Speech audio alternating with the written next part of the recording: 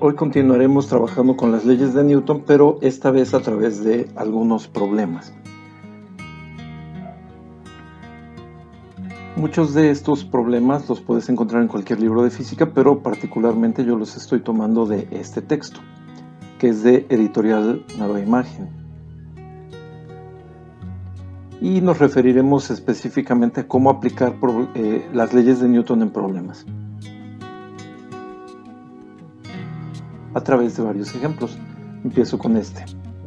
Un objeto de 35 kilogramos se moverá sobre una superficie horizontal aplicando una fuerza de 100 newtons. ¿Cuánto vale la fuerza normal? Si el objeto no se mueve, ¿cuál es el valor de su coeficiente de rozamiento estático? Recordemos que necesitamos establecer ecuaciones en las que se relacionen los elementos que nos piden. Lo primero que tenemos que considerar es la elaboración de un diagrama de cuerpo libre donde se representan las fuerzas que actúan sobre el objeto. El esquema de este tipo de problemas cuando hay superficies horizontales es muy parecido siempre. Vamos a ver de qué trata. Tenemos un objeto que se coloca en una superficie. El objeto por sí mismo ejerce un peso, su propio peso, pero al colocarse en una superficie horizontal ejerce también una reacción, que es la fuerza normal.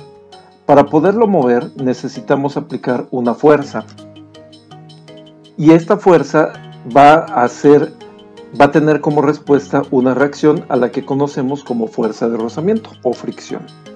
Entonces este es el diagrama de cuerpo libre que vamos a utilizar. Ahora, si a pesar de que se le aplica una fuerza el objeto no se mueve, significa que estamos en equilibrio. Por lo tanto, no se aplicaría directamente la segunda ley de Newton, que es el caso que nos está diciendo el problema. Entonces establecemos las ecuaciones utilizando la primera condición de equilibrio establecida junto con la segunda ley de Newton, pero en este caso es equilibrio completamente. Suma de fuerzas en Y es igual a 0, ya que no existe movimiento en el sentido vertical. Y lo que tenemos es fuerza normal menos peso es igual a 0. De donde despejamos fuerza normal es igual al peso, que equivale a masa por gravedad, y por lo tanto vale 35 por 9.81. Y la fuerza normal será de 343.35 newton, que es lo primero que nos preguntaron. Ahora, si quiero encontrar el valor de la fuerza del coeficiente de rozamiento, establecemos una ecuación donde aparezca. Recordemos que suma de fuerzas en X es igual a 0 porque tampoco hay movimiento en el eje horizontal, sin embargo hay fuerzas que se están aplicando. Una fuerza a la que se opone la fuerza de rozamiento. 100 menos fuerza de rozamiento es igual a 0, por lo cual la fuerza de rozamiento equivale a 100 newton. Pero esto no es lo que nos piden el coeficiente de rozamiento. Sabiendo que fuerza de rozamiento es igual a μ por fuerza normal, despejamos y nos queda un valor de μ de 0.291. Recordemos que el coeficiente de fricción es un valor adimensional, es decir, no tiene unidades. Pero ¿qué sucedería si el objeto sí se mueve? Veamos. El objeto va a alcanzar una velocidad de 3.5 metros sobre segundo en 1.4 segundos, partiendo del reposo. Entonces va a ser algo muy parecido, pero empezamos ahora planteando primero las fórmulas de cinemática, que son estas que ya conocemos, y sabiendo la velocidad final, la velocidad inicial y el tiempo, con la primera de ellas podemos calcular la aceleración. Despejamos y nos queda este despeje, que al sustituir nos da una aceleración de 2.5 metros sobre segundo al cuadrado. Es un dato adicional y muy importante, porque ya sabemos que en la dirección vertical, aunque no hay movimiento, lo volvemos a analizar, sabemos que la fuerza normal es igual al peso y equivale a 343.35, aquí no hay cambio. Siempre va a ser igual al peso cuando la superficie es horizontal.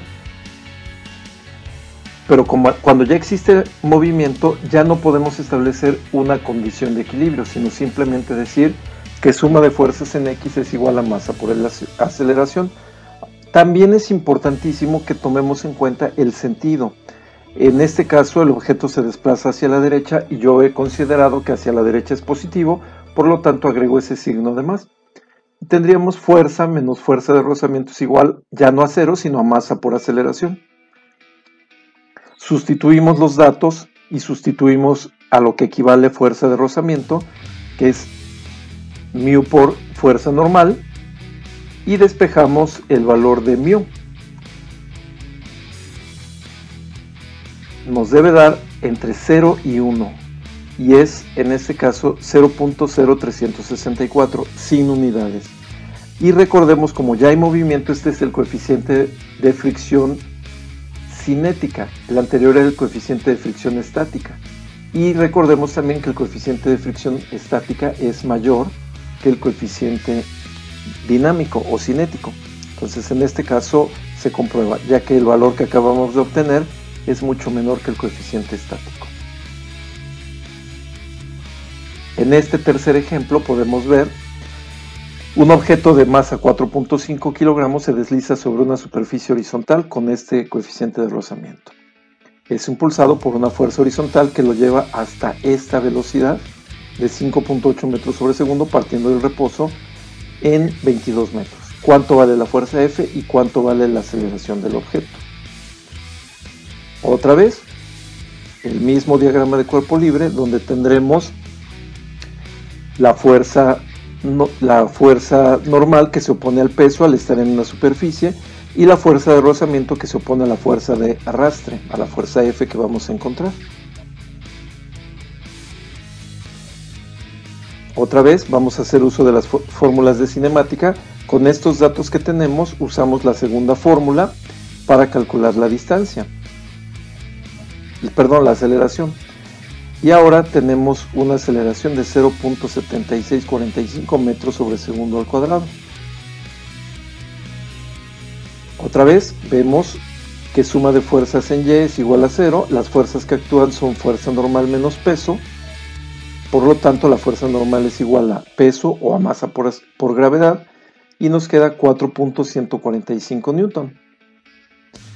La suma de fuerzas en X es igual a masa por aceleración, es muy parecido al anterior, pero ahora lo que vamos a calcular es el valor de la fuerza F.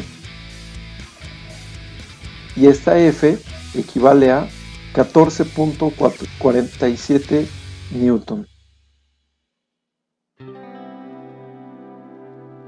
Otro ejemplo, un patinador se desplaza a 27 km por hora y se detiene totalmente debido a la fricción.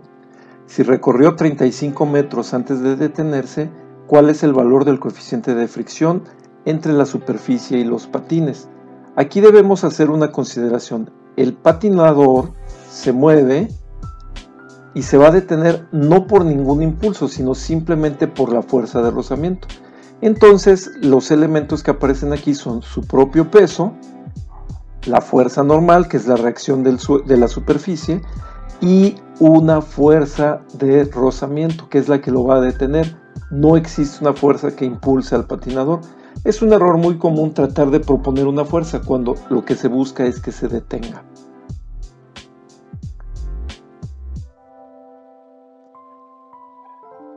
Otra vez, mediante las fórmulas de cinemática, recordando que tenemos que tener unidades congruentes. 27 km sobre hora equivale a 7.5 metros sobre segundo. Velocidad, la velocidad ya la tenemos, la velocidad inicial. También tenemos la velocidad final y la distancia. Nuevamente, con la segunda fórmula podemos calcular la aceleración. Determinamos que es negativa, es una desaceleración porque el patinador se va a detener. Y con este diagrama de cuerpo libre, similar al anterior, pero sin la fuerza impulsora, volvemos a darnos cuenta que la fuerza normal es igual al peso, pero en este caso no nos dan el valor de la masa del patinador. Entonces voy a poner 9.81 veces la masa. Desconozco su masa. Vamos a ver si esto representa algún problema. La suma de fuerzas en X es igual a masa por aceleración y me queda menos fuerza de rozamiento porque va hacia la izquierda es igual a masa por aceleración porque el patinador se desplaza hacia la derecha. Lo que es negativo en este caso es la aceleración. Y recordemos que la fuerza normal equivale a 9.81 veces la masa. Y en este caso masa por aceleración es menos 0.8036 masa. Estos dos los podemos eliminar y nos queda el valor de mu de 0.0819. Como hemos visto previamente, no existe la necesidad de conocer la masa porque el coeficiente de rozamiento simplemente es un valor que se da entre dos superficies.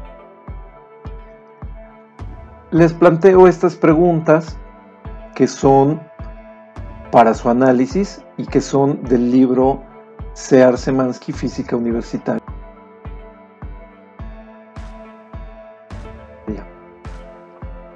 Y además algunos ejercicios que espero sean de utilidad. Sugiero que tomen algunos del Cear-Szymanski, Física Universitaria, y desde la segunda ley de Newton en la página 132 hasta problemas en la página 135, resuelvan algunos de ellos, los que consideren necesarios para su aprendizaje. Muchas gracias por su atención, no olvides suscribirte y nos vemos en el próximo.